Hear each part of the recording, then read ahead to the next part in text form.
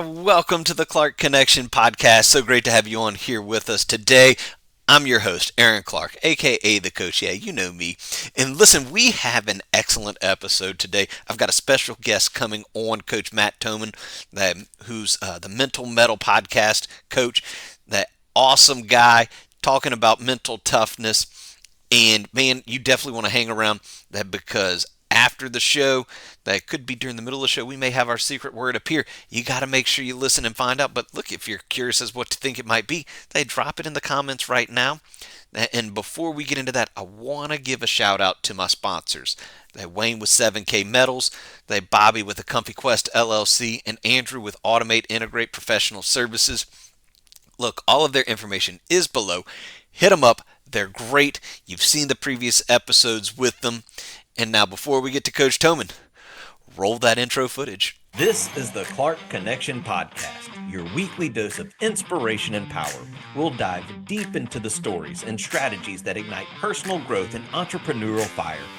Join us as we empower you to take control, level up your leadership, and build the life you deserve. Get ready to rise, to thrive, and to finally become the leader of your own destiny. Let's go. All right, everybody. I want to welcome to the show Matt Thomann. He's a mental coach, also the host of the Mental Mettle podcast. Great to have you on board, man. Hey, thanks, Aaron. I appreciate the chance to come on and talk. So looking forward to it. Yeah, awesome. I love to bring people on that definitely, one of the things that we're always focusing on the show is developing people's leadership, their personal growth, and then focusing on entrepreneurs and their businesses. And so they tell us, man, I love the name of your show and the Mental Mettle. How did you get started with that? Well, it's a long story. I mean, I chose metal, like METTLE, and I think I'd be remiss if I didn't start with a lot of people don't realize what that means, right? Yes. And so metal is a person's ability to face adversity in a spirited and resilient manner. And I love that phrase because it uses the word spirited, which means you're doing it in a very positive way, right? I think we know a lot of people that are really tough, that are really have a lot of, like, we have words like grit and resilience and tenacity, but you can do that without a smile, right? Like you can be like a miserable person that just manages to survive. But metal is it's toughness with positivity, right? You do things in a very spirited manner. And I think that's where the name came from. That's why I liked it. I needed to be able to do these tough things that I'm all about, but do them positively. Yeah, absolutely, man. Because I know when I was told about the show from that we both have one of the same coaches, and when he said mental metal, I was like, so like rock and roll metal? He goes, no, like metal, METTLE. And I was like I'm meddling with their mind. I said, I like it. Yeah. No, it's a different, it's an old school word. You still hear sportscasters say it once, like test your metal. It's, things like that. And I know it's an old school but I really enjoy it. And, it gives me a jumping place to like talk to people about it. But, as for how I got into it, if that's the question. Yes. It's a long story that we probably don't have time for the entire podcast, but I was in education for years. I was a high school basketball coach, science teacher, became an administrator, was an athletic director. So I was in that world already because coaches, you know that kids have to be tough and you're constantly developing mental toughness in athletes, or you're trying to anyway, because you know that it's so important. So I was in that world a little bit. But I would never have quit my job. I loved education. I loved administration. I loved coaching, all those things. But the universe, God, whomever had different plans for me. So I was running a school in 2020 during the pandemic. So I think that probably played a part, right? Yeah. As it does for a lot of stories. And I battled testicular cancer in September, and then came back to school and was working again during the pandemic. And then in that same year in December, I suffered an ischemic stroke and Oh. lost. It hit me in the speech centers, which meant that I lost my ability to really communicate, speak, write, things like that. I mean, I could still do some, but it was drastically diminished. So it was, and that was just like that. You know, one moment I was running a school, and the next I had to bring I had so this is how I try to explain it to people and Hmm. how what type of humility it took. I was a administrator at a school that had K through 8 in it, right? So I was doing teachers evaluations, right? Right, right. I'm doing that all year. A month after my stroke, I have one of my teachers coming in to teach me to read again with like second grade reading level, right? Oh, So yeah. So I'd gone from this woman's boss to being one of her students. And that's an ego hit like you cannot believe, right? It's like right. it's rough. Really rough. Yeah. So I'll say, and coach, that kind of plays into one of my theories on, I believe that anybody can learn to anybody from anybody. And oh, so that's kind of a cool story to be able to tell of how you were the boss and now I'm having to learn from my there subordinate. I wouldn't be back where I was. I wouldn't have had the recovery I've had and be back on top again, if you want to say that, if Yeah. I hadn't leaned into a lot of humility and a lot of vulnerability. Hmm. This would not have happened. And I think a lot of people do that. And when they get hit with something like that and they have way too much ego to like be like, okay, I got knocked down, I need help. Right. And I needed Right. a lot of help. I struggled I lost a lot of confidence. I struggled a lot with anxiety. A month after my stroke, I was back in the ER having full blown PTSD, anxiety attacks. Um, and finally they're like, you need to go get some help, some, some mental help. Hmm. And I went and got some work with a psychiatrist. She was like, her goal, like she was a woman who worked specifically with people that have brain injuries, right? Which Right. was really useful.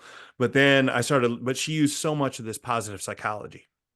And I started reading because I'm a very well, I used to be a teacher, right? So I'm like, what is this Yeah. positive psychology stuff? Because it's really useful. It's really helping me. I start reading it. I find out that it's the basis of coaching, right? Professional coaching is with positive psychology. Hmm. So I think 5 months after my stroke, I was still not reading and speaking all that well. I went ahead and signed up for a coaching uh, cohort, went and got my certification.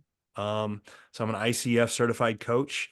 And then, I mean, within a year, I had my business up and running and decided I'd lean right back into the world I'd came from and started working with athletes. I work with other people as well, but mostly I do stuff with athletes and with other athletic coaches to help them help their athletes. So that's the Right. condensed version, Aaron. I could talk that story for, there's so much to that story, but that's the very condensed version. No, I was about to say, and that's cool to see and hear. And so like, so a couple of questions out of that. So first off, what is ICF? So it's the International Coaching Federation. So the same people that do they do certifications for anybody who wants to be a coach. Like you hear people talk about being an executive coach or Yes. something like that. A lot of them now coaching, you don't have to have a certification, but this is their goal. ICF is to give a little bit more credence to the profession. So they're making it Yeah. do that. So yeah, so I went through a long, a pretty extensive course to be able to get that coaching certification just because that's something that sort of stuff matters to me. Like I wanted to make sure I was doing it the right way and getting the credibility. So yeah, so I went and Mhm. got it, and it's yeah, International Coaching Federation. I got my and yeah. Yeah. And so you said that takes a little bit of time. How long did it take to go through ICF? Well, you have to get. several hours of coaching. I think first to get your first level of coaching, they have different levels, of course. You have to have 100 hours of coaching as well as several credit hours of specific credentialed courses, right? Right. There's some other organizations that do some credentialing for coaching as well, but ICF is pretty much considered to be the gold standard of it. So yeah. Okay. Yeah. No, that makes a lot of sense because I know I did mine through the John Maxwell team. Yeah. Yeah. And And there's a lot of yeah. different things. I think there's probably, regardless of where you go through, it's going to have some similarities and some stuff, but coaching is a little bit, as far as a profession, is a little bit the wild, wild west right now. It is, you know what I mean? Like, Yeah. you don't have to, you can just say you're doing it tomorrow. Right. And if somebody Right. wants to pay you to do it, you can do it. Right. Like it's Right. fine. But that's just something I wanted to do is go get that credentialing. So yeah, Yeah. that's how I started my journey there. And so how does coaching differ from consulting? So a, a consultant is somebody who's you bring in a consultant, somebody who has done the job before, right? Mhm. So you Right. would bring in somebody who's like, oh, this guy worked in this field and wants to come, and he might coach us some on what we ought to do. But the coaching itself, I could coach somebody who I have no idea what they do for a profession, right? It could be Right. like, hey, I'm a stock market guy and I'm trying to do this and I don't know any about all this, but could you coach me? I could coach that person, right? Because it's more Mhm. about the process than it's not about me giving advice, right? So a consultant is going to give you advice, a coach is going to guide you. The goal of the way the ICF kind of says it, and the best way I come to explain it, is a coach's job is to get somebody from where they are to where they want to be. So Yes. point A to point B. Coaching from the certification standpoint is a process that can help me as the coach help anybody do that, regardless if I know anything about their situation, if that makes sense. Right. That's the So difference. almost like you're pulling it more out of them than A hundred trying to percent. give you the answers. 100% pulling it out of them. Now it's hard with some clients because I have clients that sometimes are like, just tell me what to do. And I'm like, that's not what I'm here for. Right. And I'm like, and Yeah. if we want to get off the clock and we want to go, maybe I'll give you that. But when I'm coaching you, I'm not giving you advice. Right. You have the answers because, and you know, this, Aaron, is like when somebody Mhm. gives us advice, we kind of do it. We kind of don't. But when we tell ourselves we want to do something, we're a little bit more likely to do it. And especially if I Mhm. can help somebody do that, right? Yeah. Especially when I'm working with an athlete, right? A young athlete. They have been told these things that they need to do time and time and time and time again, right? Mhm. Like their parents tell them, their coaches tell them, they know all Yeah. these things they're supposed to do. But it's through this process that they realize, huh, maybe this is what I ought to be doing. And they end up doing the thing that everybody else is telling them they need to do, Right. right? Which is, yeah, Yeah. I was say like, oh, coach, I'm going to do this now. And you're like, yeah. I've been, well, for 3 years, kid. well, and every parent knows that too, right? It's like you see your kids finally do something that you've been suggesting to them for 3 years, and Oh, they're yeah. like, "Oh, I decided to do this." I'm like, "What do you mean decided to do this? I've been telling you to do this for years, right?" Right. So yeah, it's that same idea. Yeah, no, I totally understand what you're saying because one of the guys that I mentor, a younger guy just getting started in business or that really in law, and he was calling asking me questions about it. And I mean, I'm not a lawyer. I have no idea about Yeah, any of it. And I went, so I'm just asking a question, and he's like, yeah, all right, cool. This is what we're going to do. This is how I'm going to handle it. I was like, yeah. bingo. Yeah, coaching. Yeah, coaching is about is asking the right questions Yeah, more than anything else, and it's a process, and the more trained you are, and the more you practice, the better you get at it, and yeah, absolutely. yeah. And so so still going back to the original story of getting started. So how long were you actually in rehab and did it take for you to get back to where you could, I mean, like right now, you would have no idea that, hey, Matt had It's a stroke yeah, and fought cancer and couldn't it's such an talk. I know it's such an interesting question because I mean, the day after my stroke, they told me you're going to have a full recovery, but it's going to be a 12 to 18-month recovery. Right. Well, that means that's a slow journey, right? Which Hmm. means you don't just wake up one day and be like, oh, I'm suddenly better, right? You don't just Right. go to the doctor one day and he says, oh, you're cleared, right? Yeah. It's a slow process. And I know that um I still have moments where I struggle to pull out a word that I want to get that I could have done before, right? Right. So whether or not I'm ever 100% recovered, I don't think so. My wife says, "Hey, you're 48 now. That would have happened anyway." Right? Which Still she's young. not yeah, Still young. she's not wrong that sometimes, just as you get older, you can't catch words, you can't find words that you're looking for. But that was the biggest issue for me was that aphasia that you have it's tip of the tongue aphasia, like you are Hmm. really trying to say a word, and the more you try to say it, the more you can't say it. That was I still see that some now. Yeah. But yeah, you wouldn't if you don't know me, you would never know. You just wouldn't. Right. Um, Right. so I would say they're probably right on the money with that 12 to 18 months. It's a very slow journey. I mean, I couldn't the day after it happened, the doctor came in and asked me a bunch of questions, and he asked me my name, and I said Matt Thomann, and then the rest was things like my social security number, my birthday, my kids' names, my wife's name, and I couldn't get any of them, Hmm.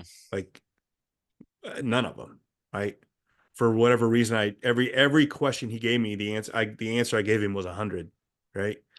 Um, Okay. I thought I knew because that's the thing about the stroke is the information was still there. It was the ability to get that information out. So he would ask me a question, something like, "What's your birthday?" And I'd be like, "Oh, I know this." And I would open my mouth and I said 100. And then I would hear what I would say, and I'm like, "That's not the answer," but I couldn't get it. So it was a very, very frustrating situation. Yeah. That I can yeah, only imagine. I yeah, can only imagine. yeah.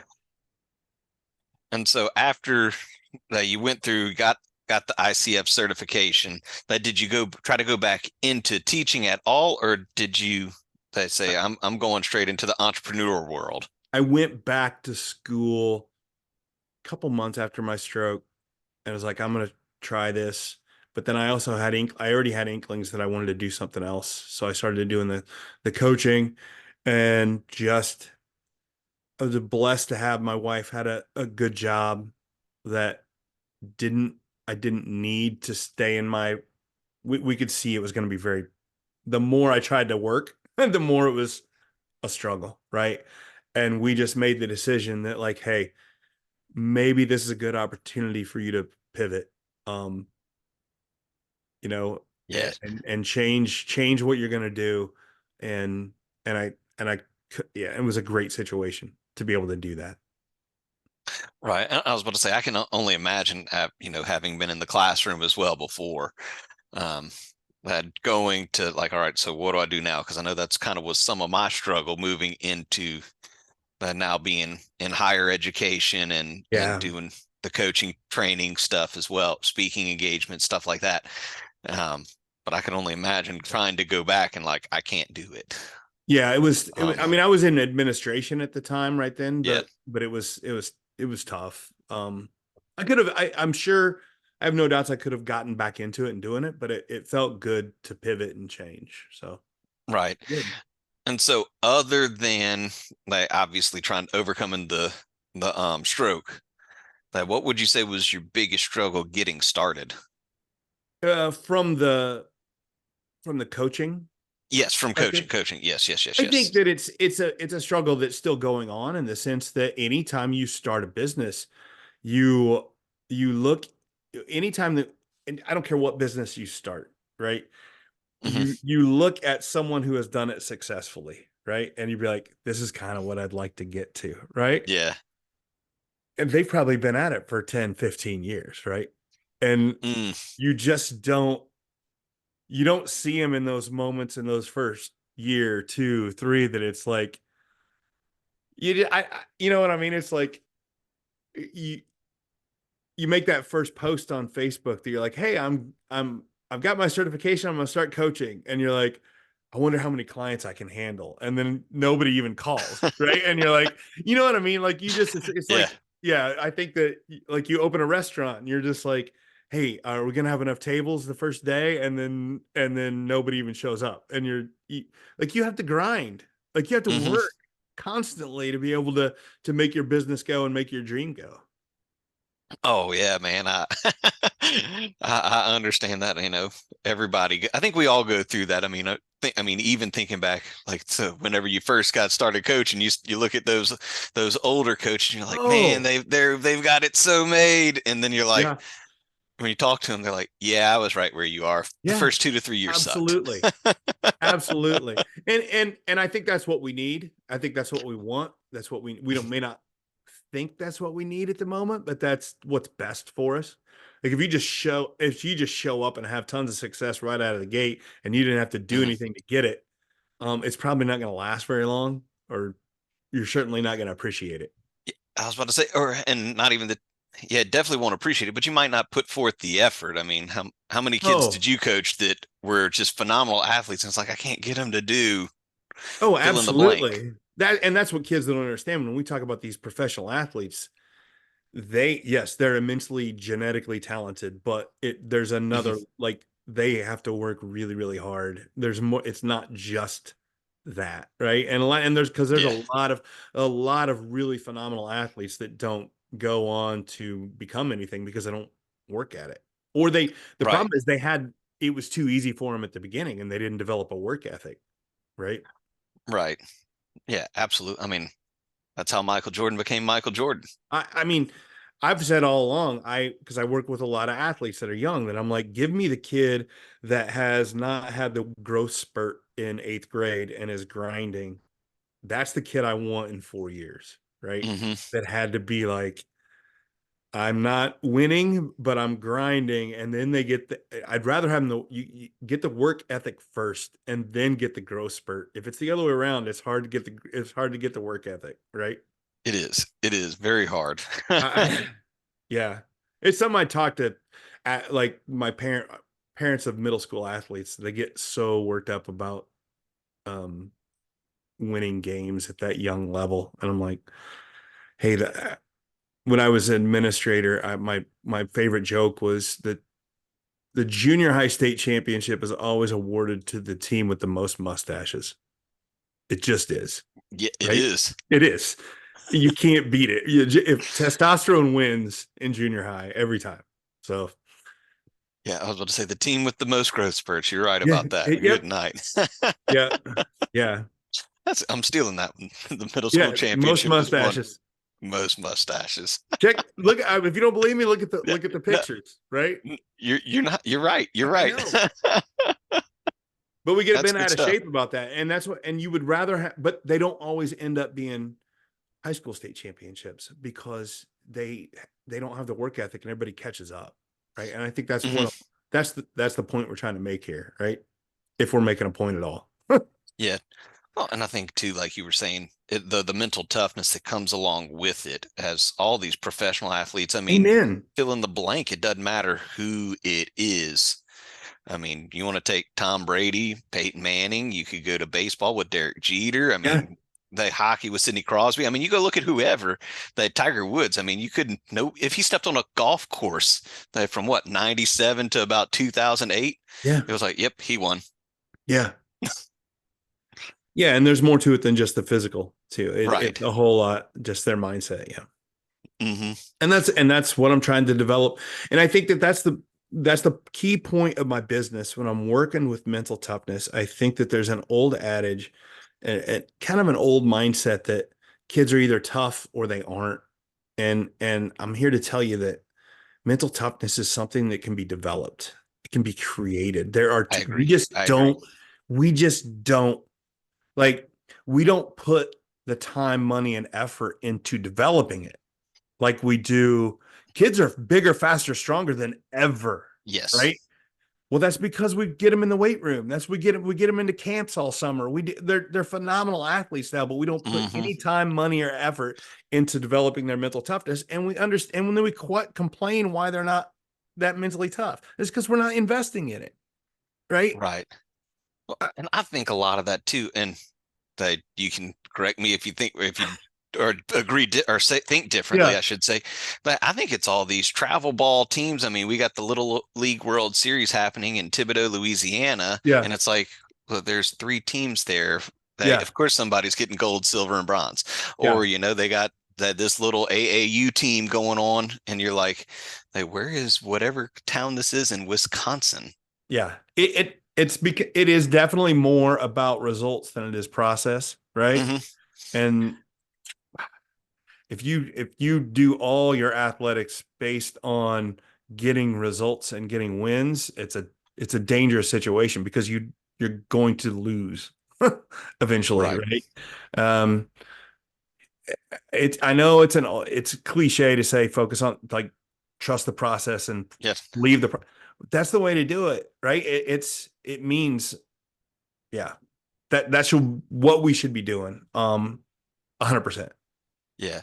And that's kind of always been, I mean, even as coaching when I was in high school, just see how many students I saw that would get out of the game or they would get so mad because I played on so and so's travel team and we won every weekend. And it's like, but yes, the every other high school team that you're Yeah. playing against has the same other travel ball kids that Yeah. won every other weekend. You've just combined the best of the best into one place.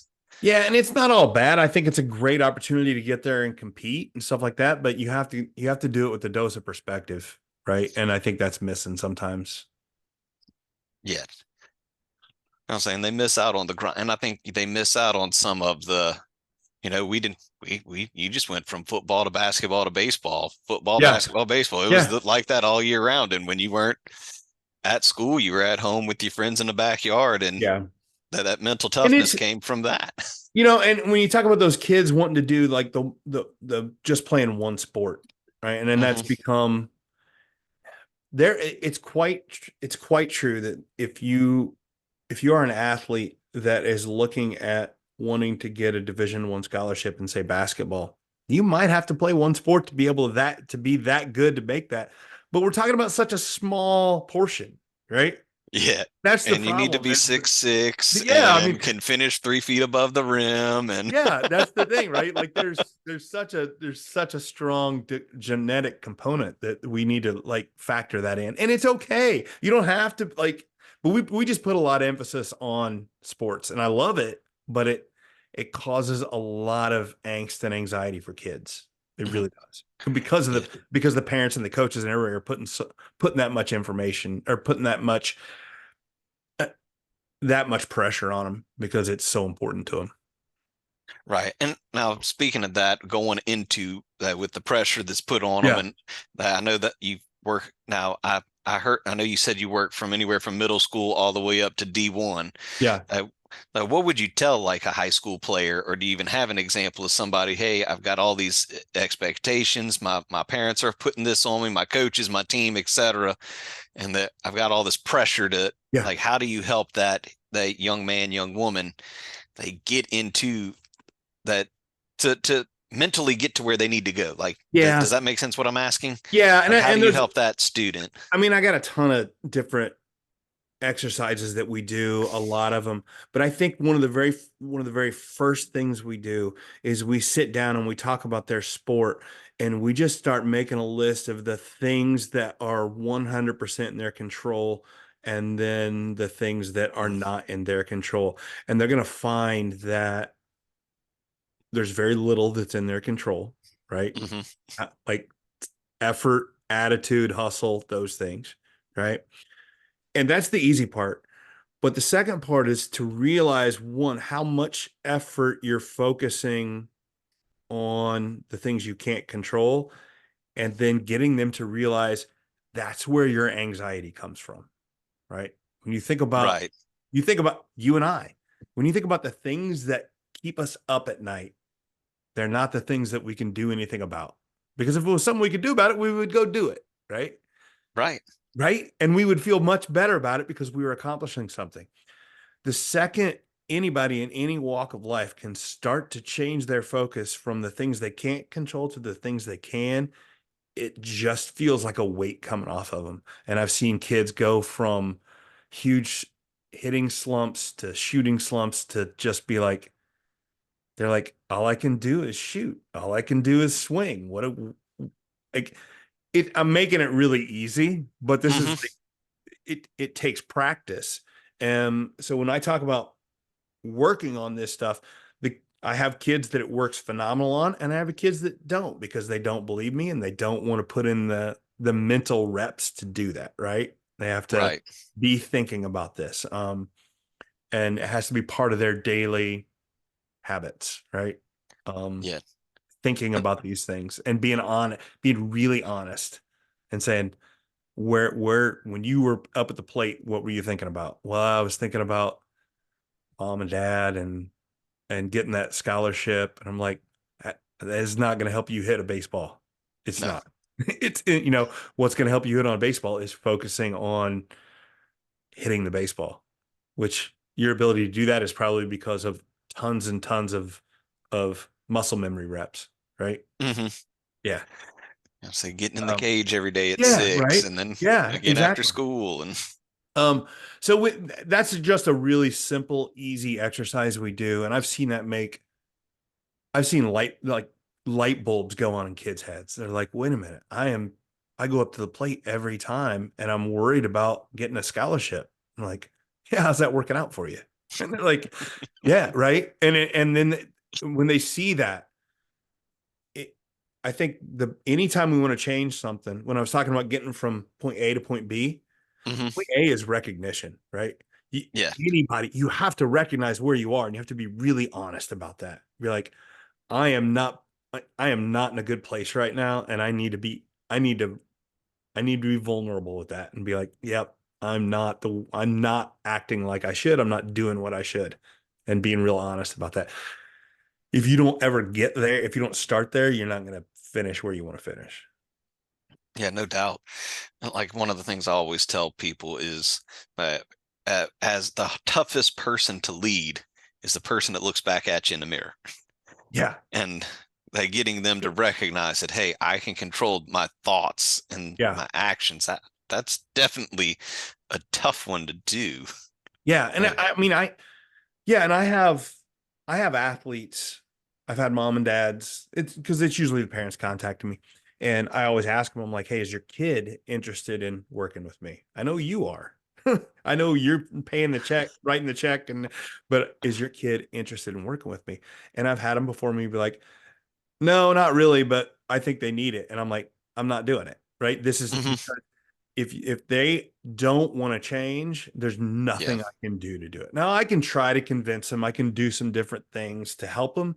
But if somebody's really adamant about not changing, I mean, it's going to be any progress we get is going to be short lived, right? It has to be a decision on theirs. Yeah. And I was about to say, ultimately, if they don't want to do it, No, it's not worth. I'm not saying that they're not worth it, but it's not worth it to everybody involved because it's you no just, different than if you have a mhm. kid that like you coached football. If a kid said, Yeah. "Hey, I don't want to play offensive line, but we're going to make you play offensive line," and they say, "I don't want to play offensive line." Well, how's that going to go? Right? If they don't want to be there, it's not going to go well, Mm-mm. right? It's, No. I mean, and that's any position, right? Yeah.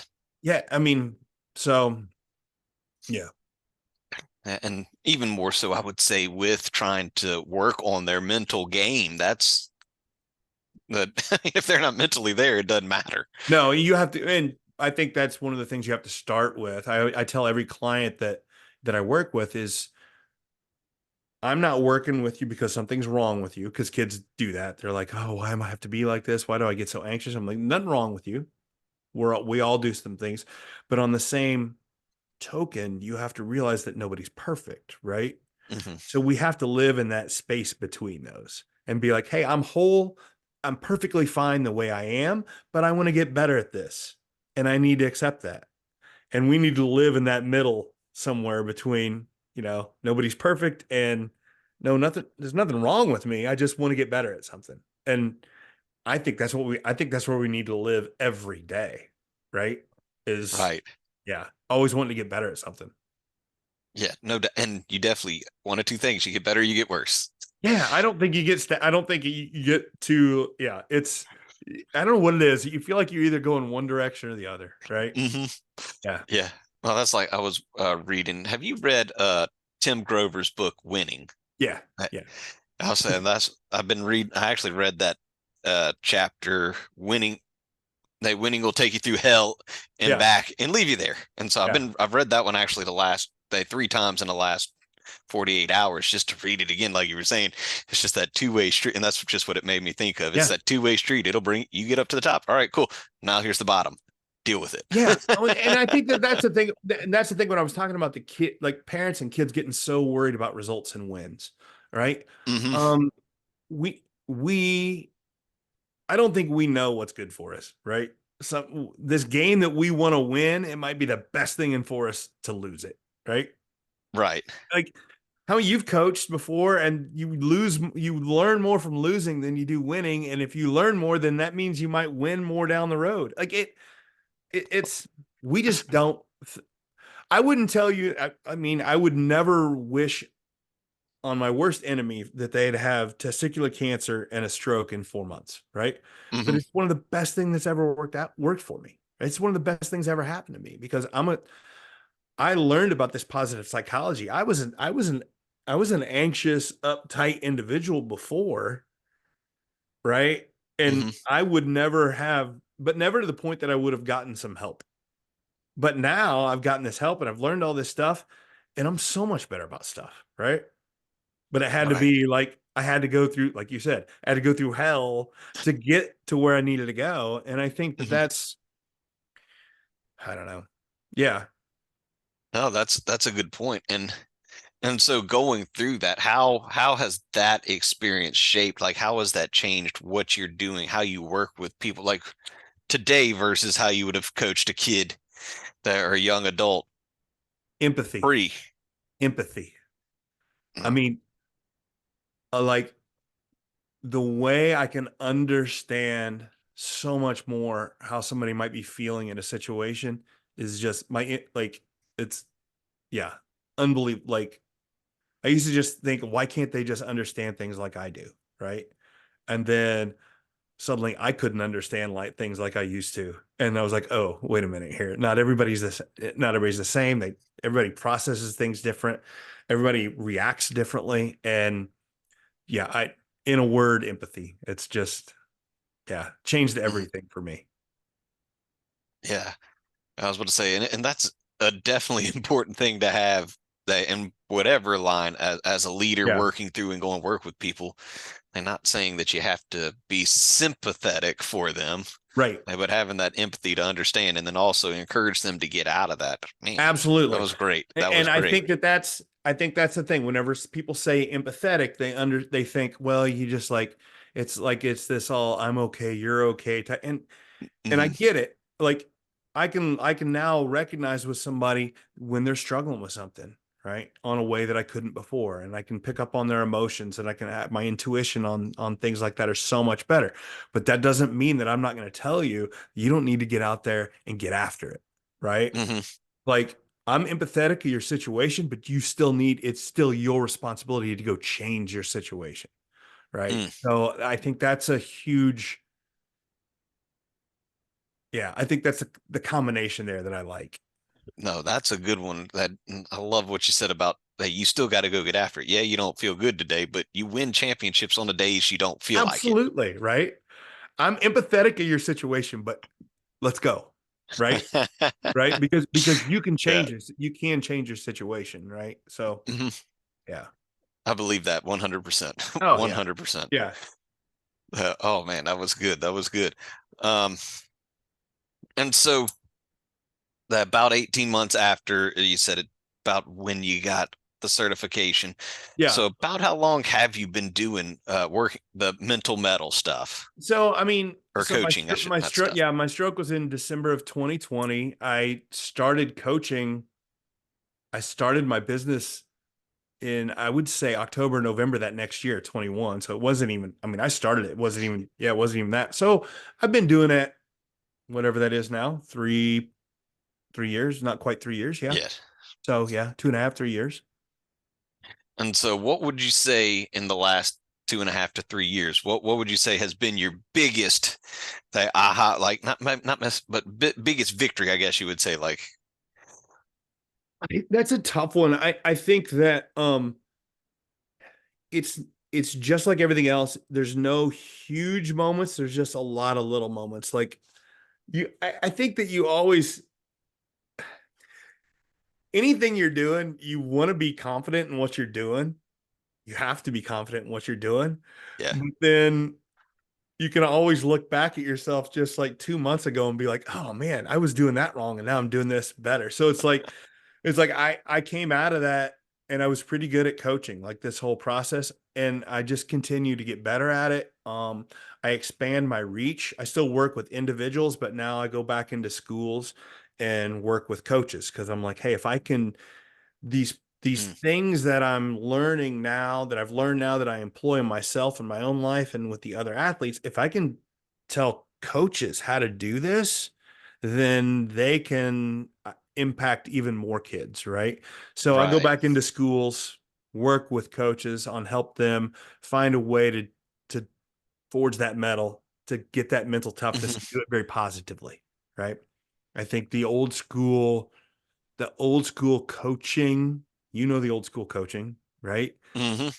The just get on the line and we'll run until we fix it and um Yeah, the whole if you don't want to work, we'll work yeah, one way or the and other. I'm getting you it. still have to work. You still have to work and I'm not saying that. And I work really hard and I do all that, but I think it has to be done with that dose of empathy and that positivity. And I think that a lot of the old school coaching didn't do that.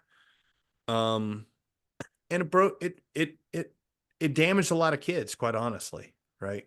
um for every kid, for every that old school coach that could point to a player that was like, well, this kid, I put him through this and he got through it and he's better for it. Absolutely. I can find you one that it absolutely broke him, right? And I think that negativity can do that. Whereas Hmm.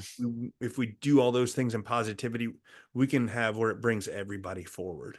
Um, so yeah, so that's what I like to go back into schools and try to preach that message. So No, I like that. I definitely agree with that. The positivity and that's one I definitely that's kind of why my kids got me started doing TikTok videos, which yeah, eventually led to doing the podcast.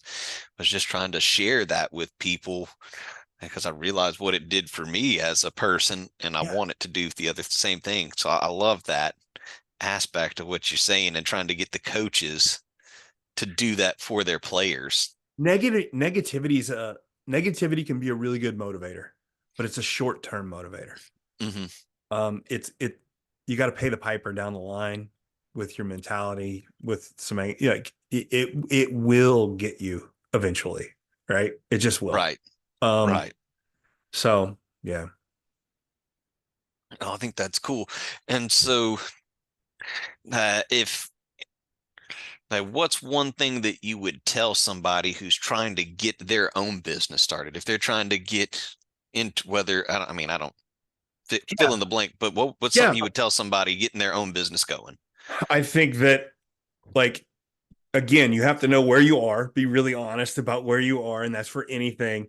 Be honest about where you want to go, right? And Hmm. start making a plan, because if you don't know where you want to go, how are you going to know when you get there, right?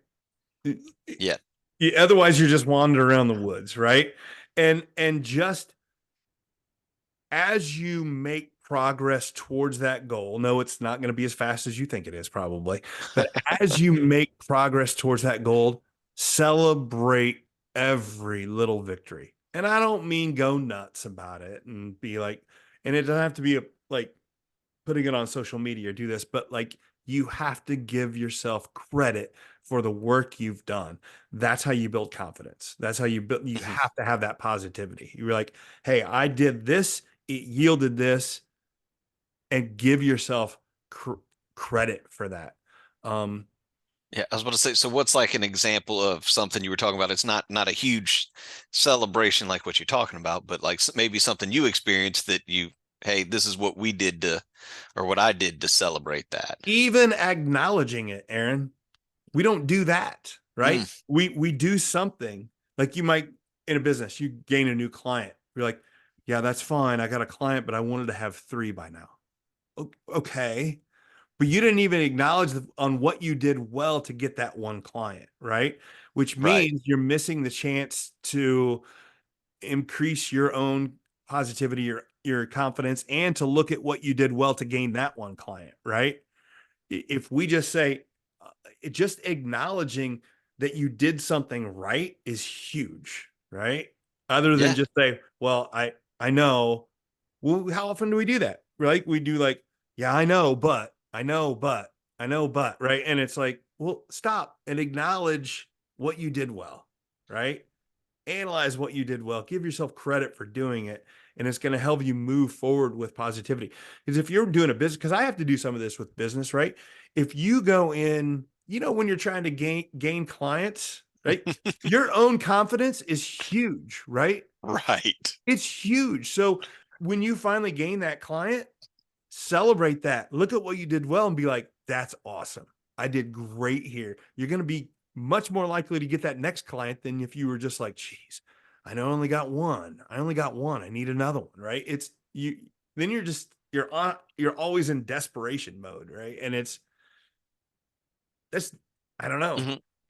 Yeah, I'll say nobody's attracted to desperate. No, no, I agree. So that's what I would say is just always remember to celebrate all your wins. Right. Yes, yes. And so, gotta ask this question. Mm-hmm. A football guy, basketball guy. I'm assuming you've coached that both that doing that mental tough. Who would you say is tougher? Because I mean, I'm gonna say the football guy. We're tougher. I don't see a lot of difference. I don't know. It's hard. I think that football is a little bit more that grind, Hmm. maybe. But you want the answer on who's the toughest. It's wrestlers, man. Oh It's wrestlers. man, It's I wrestlers. believe that. I believe that. So I picked up since my stroke. I picked up. I have no martial arts experience. Like so, a year and a half ago, I started picking up jujitsu. Right. Okay, I've okay. never done it before. And I now understand why wrestlers are so tough. It's because they're constantly in this situation where nobody's coming to save you, right? Yeah, Like you're in a bad situation and it's all on you. You can't blame another teammate. You can't blame and they're constantly in these situations, right? Just yeah. they are, and I think that speaks to one way how mental toughness is developed, and that's just by failing, Mm, a lot of failure. And yeah. yeah, And it with is. no excuse, right? Yeah, Yeah. that was that definitely makes that. How'd you say it? Definitely forged my metal as a young coach, learning how to overcome those losses and keep Oh, going. oh, absolutely. 'Cause, Yeah. oh, that was miserable. Yeah, it is. Nobody likes to lose, but it's yeah. I think that's you have to, and I figured this out that you have to be able to take things are going to happen to you. Things are going to happen in life, period. Right. Hmm. And you have to determine whether or not these things are happening to you or for you. Right. And the second you can start to say, Right. these things are happening for me, it changes your mindset all over. And you might be like, well, yeah, but these are things. I had a stroke and could not figure out I couldn't talk. And I've been able to look at that as something that happened for me and not to me. And that changes everything on your mindset. So don't tell me that, like, yeah, I know there's bad things that happen. I agree. I understand that. But it happening is not going to change the fact that it happened. All you got to do is figure out your mindset on how you want to move forward from it. How can I use that for me instead of saying, no, it just happened to me? Right. It's a huge difference in mindset. Yeah, no, that's perfect way to look at it. That all of this is helping you build and become who God has planned for you to become. Yeah. I mean, What's the other option? Then you're just a victim, right? right. If you just talk about how things are happening to you, you're a victim, right? And yeah. Absolutely. And so as we're kind of winding down, Coach, that one that I'm stealing from you is, what question should I have asked you that I Yeah. didn't? So I asked that question and then I'm not even prepared for it. I don't know. I think I really don't know. That's great. I mean, we did a really good job of talking about it. I could talk about it all day. Um, just that again, I think that why it's so important to develop that mental toughness Hmm. for anybody, but the reason I work with athletes not because it's about getting a scholarship or that, but because I think athletics are this great precursor for life. And if it's athletics is controlled adversity, right? It's hard. There's Yeah. winners, there's losers, but nobody died. Like it's not, it's okay, right? Yeah. It's not real life, right? Yeah. So, but if you can learn to practice that adversity and do it the right way, you're prepared for life. Um, Mm.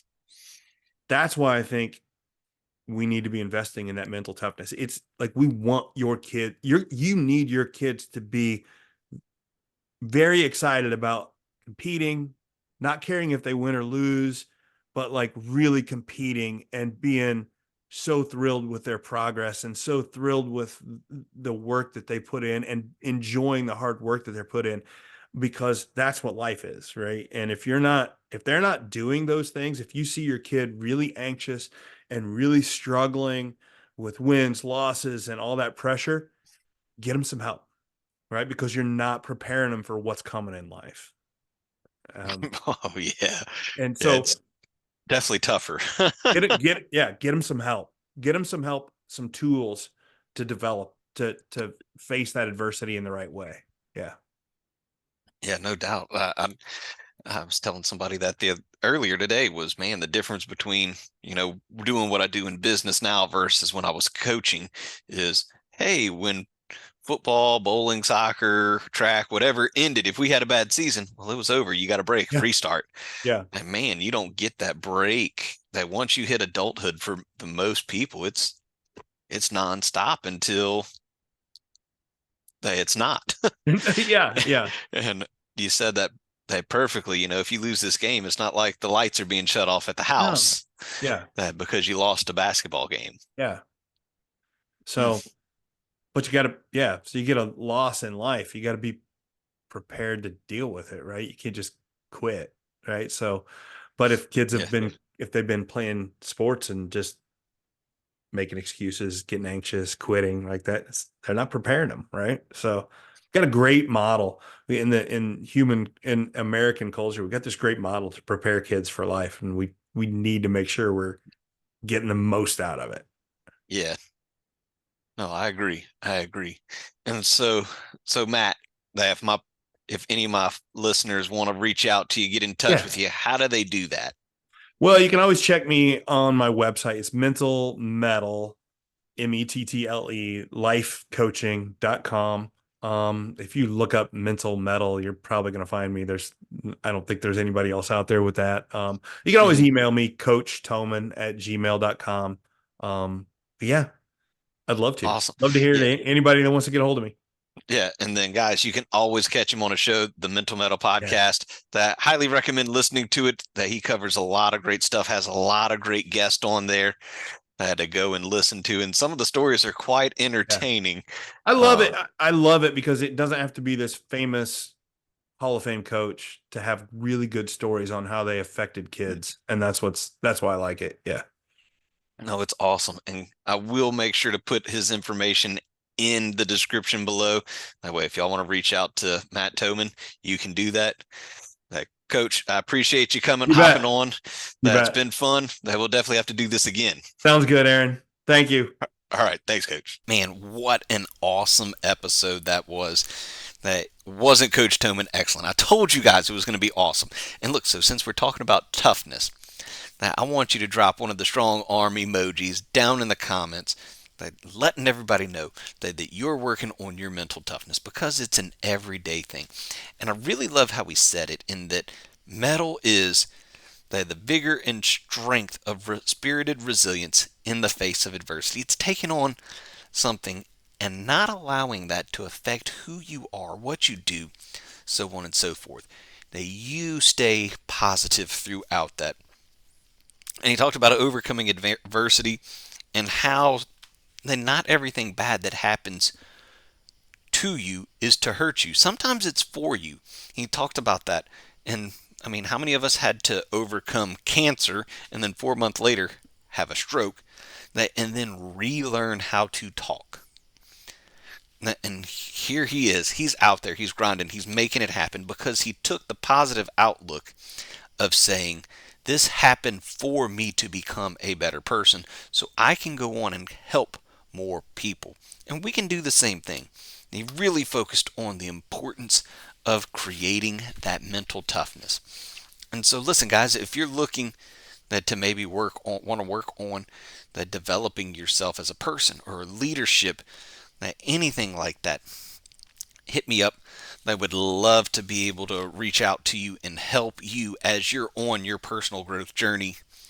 Hit me up on my website. Go to my website, fill out that form, and I will get back to you within 24 to 48 hours. And so, look, guys, remember, every single journey starts with a single step. So, make sure you keep growing, keep leading, and keep innovating. Until next time, stay inspired and stay connected, and I will see you on the next episode of the Clark Connection Podcast. Thanks for listening to the Clark Connection Podcast, where my goal is to add value to you. Make sure you like and follow the show. You can also connect with me via my website, coachthamann.com, or on all socials at coach_A_Clark. The links are in the description. Huge thanks to my sponsors, Wayne with 7K Metal Associates, Bobbie at A Comfy Quest LLC, and Andrew at Automate Integrate Professional Services. We look forward to bringing you more great content. See you next week.